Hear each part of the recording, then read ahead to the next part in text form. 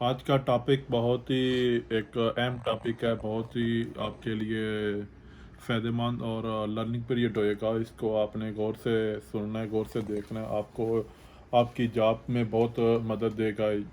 उस टाइम पे जब आप लोग किसी भी ओपन एरिया में जब कोई इवेंट हो रहा होगा, जो बड़ा इवेंट हो, जैसे किसी बीच के ऊपर हो, किसी पार्क में हो, किसी भी ऐसे खुले एरिया में, डेजर्ट में हो, तो उसमें क्या सूरत हो सकती है, क्या क्या आप चीज़ें आपको फेस करनी पड़ सकती हैं, क्या क्या आपकी रिस्पॉन्सिबिलिटी होगी, क्या क्या ड्यूटी होगी। तो ये बहुत ही अहम है उन लोगों के लिए, खुसूसन जो इवेंट सिक्योरिटी में काम कर रहे हैं या करना चाहते हैं, क्योंकि ये मैं आपको एक ऐसा इवेंट्स अभी दिखाऊंगा वीडियोस में भी, ताकि आपको पता चले कि क्या सूरत हाल इसमें होती है और क्या क्या आपको चीज़ें फेस करनी पड़ सकती हैं, किस तरह की पब्लिक होती है, किस तरह का स्टेज होता है, किस तरह के डोर लगे होते हैं चेकिंग वाले, और उसमें आपको क्या क्या अपनी रिस्पॉन्सिबिलिटी अदा करनी पड़ेगी। तो मैं आज उस इवेंट के बारे में बात करूंगा जो दुनिया के बड़ा एक इवेंट होता है, सालाना इवेंट होता है। इसमें कम से कम 11 स्टेज होते हैं जो एक ही इवेंट में होते हैं, और 11 दिन का ये इवेंट होता है।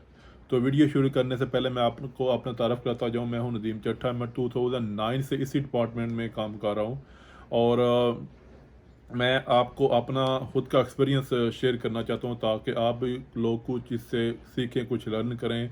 और वो लोग खुसूसन जो इस डिपार्टमेंट में अभी आना चाहते हैं, या वो लोग जो अभी अभी नए आए हैं, या वो लोग जो अपनी कंट्री में हैं, तो उनके लिए बहुत फ़ायदेमंद होगा।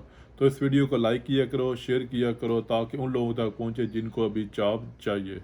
तो इवेंट्स की बात करते हैं कि इवेंट्स वो इवेंट जो एक बड़ा इवेंट होता है, जिसको मेगा इवेंट बोलते हैं, जो दुनिया के बड़े इवेंट्स में शुमार होता है।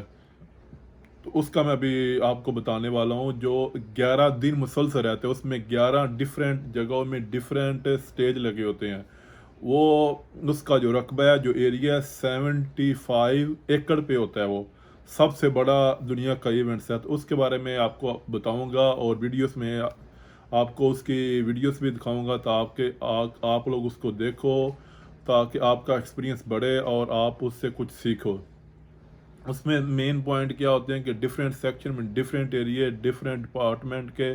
फॉर एग्जांपल किसी एरिया में चिल्ड्रन अलाउ हैं, फैमिलीज अलाउ हैं, किसी एरिया में यंग लोग अलाउ हैं, किसी एरिया में मिक्स लोग अलाउ हैं। तो जिस एरिया में चिल्ड्रन अलाउ हैं उसमें अल्कोहल नहीं है, जिस एरिया में फैमिलीज अलाउ हैं उसमें अल्कोहल अलाउ नहीं है, जिस एरिया में ओनली या यंग लोग या एजड लोग हैं उसमें अल्कोहल अलाउ होती है। तो इस चीज़ को आपने गौर करना है। जब आप ऐसे किसी भी इवेंट्स में जाएं, तो आपने जो उसकी इंफॉर्मेशन है, उसकी ब्रीफिंग है, फर्स्ट डे की लाजम अटेंड करनी है, ताकि आपको पता चले कि इसमें कौन कौन सा गेट किस किस तरफ जाता है। क्योंकि मेगा इवेंट जो होता है उसमें बहुत एक डिफरेंट रूल रेगुलेशन होते हैं नॉर्मल इवेंट से।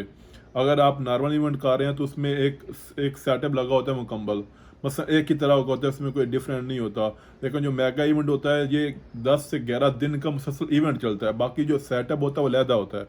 आपने सेटअप नहीं देखना, जो इवेंट्स है, जिस दिन जो इवेंट चलेगा वो 11 दिन का ओनली ये इवेंट ही चलता है। तो इसमें डिफरेंट गेट्स बनाए जाते हैं, डिफरेंट सेक्शन बनाए जाते हैं डिफरेंट लोगों के लिए। इसमें पूल भी होता है, इसमें डेजर्ट एरिया भी है, इसमें आप जिसको पंजाबी में पंगूड़ा बोलते हैं वो भी है, इसमें बाइक भी हैं, कार भी हैं, और रेस्टोरेंट भी हैं, और इसमें बार भी बनी हुई हैं, इसमें क्लब भी बने हुए हैं। तो इसमें अगर वो फर्स्ट एड का एरिया है, इमरजेंसी का तो लहदा एरिया बना के रखा हुआ होता है उन लोगों ने। जो जैसे नॉर्मल इवेंट में जाएंगे तो गाड़ी खड़ी होती है, उस तरह नहीं है। पूरा एक एरिया बना होता है, जहाँ कोई इमरजेंसी बन जाए तो ये एक हॉस्पिटल टाइप का होता है।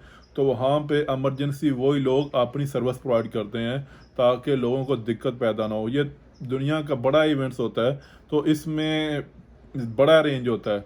तो इसमें सिक्योरिटी कंपनियां डिफरेंट कैटेगरी की होती हैं, डिफरेंट उनको काम मिल जाता है। फॉर एग्जाम्पल कोई कंपनी बड़ी है तो उसको एक जस्ट गेट दे दिए जाते हैं कि आपने जिस गेट पे ड्यूटी करनी है, आपकी कंपनी जिस गेट कवर करेगी। अगर कोई उससे अच्छी कैटेगरी कंपनी है तो उसको दिया जाता है एरिया, जी आप लोग ये रेगुलर एरिया डील करोगे। क्योंकि बड़ा इवेंट्स में फिर डिफरेंट कंपनी सिक्योरिटी जाती हैं, क्योंकि एक सिक्योरिटी कंपनी इतनी सिक्योरिटी प्रोवाइड नहीं कर सकती। तो इसलिए और डिफरेंट सेक्शन पे डिफरेंट कंपनीज काम करती हैं ताकि वो उसको सिक्योर कर सकें। तो डिफरेंट जब कंपनी को डिफरेंट काम दिया जाता है तो उन पे फिर अपनी अपनी कंपनी ने अपना अपना एरिया कवर करना होता है। तो आपको ब्रीफिंग लेना लाजिम है ताकि जब आप उस जगहों पर जाएं तो आपको पता चले कि आपकी जो कंपनी सिक्योरिटी की है वो किस एरिया में काम कर रही है और उधर क्या क्या रिस्पॉन्सिबिलिटी है और कहाँ कहाँ से गेस्ट गुजर के आपकी तरफ आएंगे या आपसे हो के आगे कहाँ जाएंगे। तो आपको ब्रीफिंग अटेंड करना लाजिम है। अगर कोई वीआईपी एरिया में है तो वीआईपी एरिया की डिफरेंट कंपनी होगी। अगर वो कोई स्टेज के पास है तो स्टेज के पास डिफरेंट कंपनी होगी, उनके अपने रूल होंगे। तो अगर कोई पार्किंग डील कर रही है कंपनी तो वो ऑलमोस्ट डिफरेंट होएगी। उसके अलावा जो पुलिस होती है या किस तरह का जो गवर्नमेंट अदारे होते हैं वो उनका अपना सर्कल होता है। लेकिन आपने जब ब्रीफिंग अटेंड करनी है तो इसमें लाजम आपने देखना है कि आपके एरिया में कौन कौन से लोग अलाउ हैं और उसमें क्या क्या चीज़ें हैं। ये देखना आपके लिए ज़रूरी है कि उधर क्या क्या पब्लिक के लिए फैसिलिटी है, क्या उधर स्टेज म्यूज़िक है, क्या उधर नॉर्मल है, क्या उधर बार है, क्या रेस्टोरेंट है, क्या उधर किसी कार का शो तो नहीं लगा हुआ, बाइक का शो तो नहीं लगा हुआ, या उधर पुल तो नहीं बना हुआ, या पंगोड़ा वगैरह जिसको आप बोलते हैं वो तो नहीं है। तो आपने ये चीज़ें लाजम जांचनी है, क्योंकि अगर आपको इन चीज़ों का पता नहीं होएगा तो फिर आप अपनी जॉब पे फेल हैं। तो आपको ये बड़े जब इवेंट्स में काम करना पड़े तो आपने मीटिंग लाजम अटेंड करनी है। खुसूसन होता क्या है कि बड़े इवेंट्स की एक बुक बनी होती है, उस बुक में पूरी इंफॉर्मेशन होती है ऑल डे की कि मसलन कौन से दिन में किस एरिया में कौन सा इवेंट होएगा। तो पूरी डिटेल होती है। आपको बेहतर है कि आप वो जाके बुक लें, बुक पढ़ें, आपको पता चले कि आपका जो सेक्शन है किधर है और उसमें क्या क्या सिस्टम होएगा, क्या क्या उधर प्रोसीजर है, क्या क्या उधर स्टेज लगे हुए हैं या बार बनी हुई है या क्लब बने हुए हैं, क्योंकि टेम्परेरी होती हैं, उन्होंने पूरा एक सेटअप बनाया होता है। तो उसमें अगर आप लोग कंफ्यूज हो गए, आपको पता नहीं चला, तो फिर आपकी जॉब जो है वो खतरे में आपकी जॉब जा सकती है, आप जॉब को लूज़ कर सकते हैं। तो आप अगर इसको ईजी लेंगे, इसको ज़्यादा सीरियस नहीं लेंगे तो आप इस पे काबू नहीं पा सकेंगे।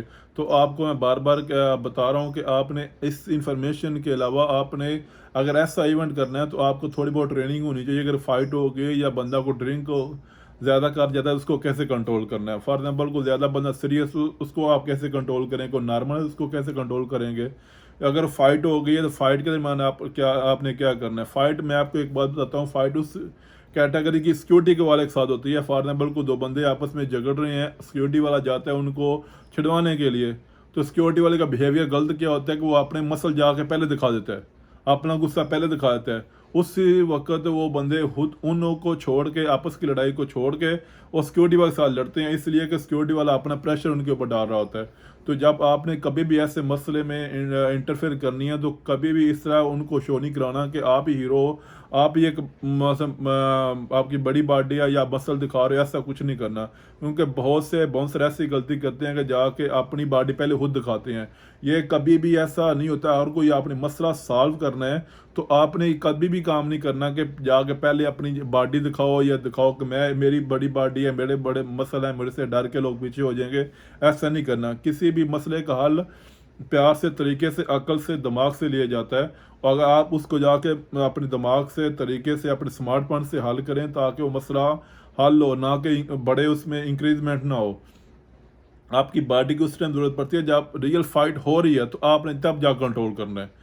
बहुत ज़्यादा फाइट होती है और बाउंसरों की वजह से ही होती है। जो बाउंसर अपनी जो अक्ल से हट के काम करते हैं, अपने दिमाग से काम नहीं करते, तो अपनी बॉडी शो करवाते हैं कि हम सब कुछ कर लेंगे, हमारी ज़्यादा पावर है। तो फिर उस टाइम में जो लोग जो होते हैं वो उन्होंने पहले ड्रिंक की होती है, वो गुस्सा कर जाते हैं, फिर वो जो फाइट पूरी की पूरी वो सिक्योरिटी वाले के ऊपर आ जाती है। तो आपने कभी भी ऐसा नहीं काम करना। इन केस ऐसा हो जाता है तो आपने अपना स्मार्टफोन यूज़ करना है। आपने आपकी खुद की सेफ्टी पहले करनी है, बाकी काम बाद में। अगर आप खुद सेफ हो तब आप दूसरों को भी सेफ करोगे, दूसरों को भी प्रोटेक्शन दोगे। अगर आप खुद ही सेफ नहीं हो तो आप ऐसा काम खुद भी नहीं कर सकते। तो मैं आपको बताने वाला था कि जो इवेंट्स में आपने ये जो इन्फॉर्मेशन लेनी है वो आपके लिए बहुत इंपॉर्टेंट है और इसमें आपने स्टिक काम करना है। और ऐसा कोई अगर आपको चांस मिलता है तो आपके लिए बहुत बेस्ट है, आपको सीखने के लिए, आपके फ्यूचर के लिए। आगे नेक्स्ट कंपनी में या नेक्स्ट क्लब में आप जाते हैं तो आप उनको बता सकते हैं कि मैंने इस बड़े मेगा इवेंट में काम किया है। जो मेगा इवेंट होते हैं, जो बड़े इवेंट होते हैं, हर बंदा उस फील्ड वाला उनको जानता है कि हाँ भाई इस बंदे ने अगर उस जगह में काम किया तो ये बंदा वाकई काम के काबिल है, वाकई इसको काम का पता है। तो जब आपको ऐसी कोई अपॉर्चुनिटी मिले तो आपने उसको अच्छे तरीके से डील करना है, अच्छे तरीके से हैंडल करना है और उससे सीखना है। अगर आप जो सीखोगे तो फिर आपके आगे नेक्स्ट फ्यूचर में भी आपके वो काम आएगा। तो इस तरह की जो मिस्टेक हैं आपने छोटी मोटी नहीं करनी। फायर का सिस्टम हो गया तो आप खुद काबू पाएँ। अगर आप पा सकते हो, अगर आप समझते हो कि फायर इतनी है कि मैं काबू पा सकता हूँ तो ठीक है, वरना उधर सिविल डिफेंस की गाड़ियाँ होती हैं, किसी भी इवेंट में जाओ तो वो इमरजेंसी के लिए वो होती हैं, वो लोग खुद काबू पाएंगे। लेकिन ये नहीं है कि आग ज़्यादा बड़ी हो तो आप हीरो बनने की कोशिश करो और आप उसमें इंटरफेयर कर दो तो फिर और मामला ख़राब हो जाए। अगर पा सकते हो काबू तो पाओ, वरना नहीं तो आप अपने मैनेजमेंट को बताओ या सिविल डिफेंस को बताओ। वो गाड़ियाँ जो सिविल डिफेंस की होती हैं वो हर इवेंट्स में होती हैं, तो वो खुद आके अपना प्रोसीजर करेंगे। और किसी बंदे से आपने मिसबिहेव यूज़ नहीं करना। अगर ऐसे कोई जो बड़ा इवेंट उसकी आप अगर ये जो आपको अपॉर्चुनिटी मिलती है आप खो देते हो, लूज़ कर देते हो, फिर आपके लिए शायद नेक्स्ट में साल के बाद 2 साल के बाद ऐसा आपको चांस मिले। क्योंकि छोटे मोटे इवेंट्स, छोटा मोटा काम तो मिलता रहता है, लेकिन बड़ा जब इवेंट करते हैं तो आपका नाम भी बनता है, आपको एक्सपीरियंस भी मिलता है और आप ये वही इवेंट्स, उस इवेंट का नाम आगे अपने फ्यूचर में भी यूज़ कर सकते हैं, किसी को बता सकते हैं। तो चलें आपको दिखाते हैं ये शॉर्ट सी video. Summerfest in Milwaukee is dubbed the world's largest music festival and received the Guinness recognition for that in 1999. So what makes Milwaukee's Summerfest the world's largest stages and over 800 musical acts? The festival Henry Meyer Festival Park, which was designated for Summerfest and all of Milwaukee's ethnic festivals. Milwaukee is known as the City of Festivals, so there's the City of Green Bay, which is the home of the Green Bay Packers.